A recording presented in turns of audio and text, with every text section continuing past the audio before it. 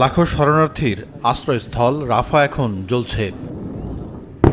দখলদার ইসরায়েলি সেনারা উপর্যুপরি হামলা চালাচ্ছে সেখানে।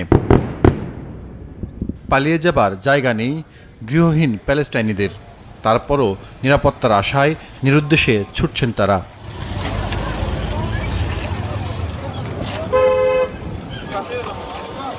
উত্তর গাজাতেও বর্বরতা চালাচ্ছে ইসরায়েল।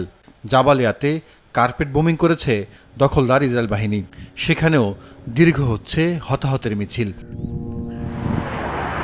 প্রতিরোধ লড়াই চালিয়ে যাচ্ছে হামাসও। তারা গোপন স্থান থেকে আবারও রকেট ছুঁড়েছে। এতে ইসরায়েলিদের মধ্যে ছড়িয়ে পড়ে আতঙ্ক।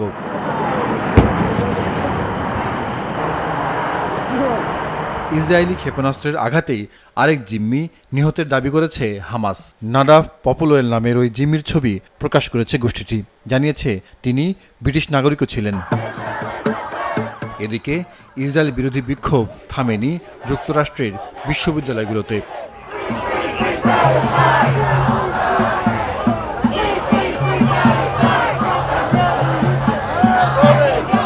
ইউনিভার্সিটি অব ক্যালিফোর্নিয়ায় গ্র্যাজুয়েশন সেরেমনিতে প্রতিবাদ জানায় একদল শিক্ষার্থী।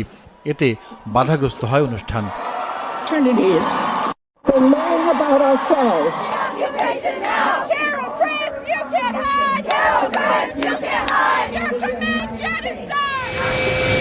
যুদ্ধাপরাধ চালিয়ে যাওয়া ইসরায়েলকে পৃষ্ঠপোষকতা দেওয়ায় তীব্র সমালোচনার মুখে মার্কিন প্রেসিডেন্ট জো বাইডেন।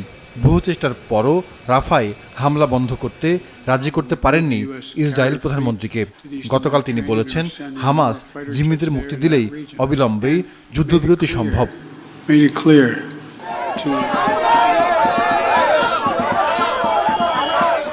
যুদ্ধবিরতি বিক্ষোভ এখন তুঙ্গে ইসরায়েলেও।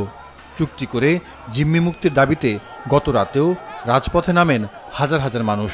তাদের সাথে পুলিশের ধস্তাধস্তিও হয়েছে। জাহিদুর রহমান, মাছরাঙা নিউজ ডেস্ক।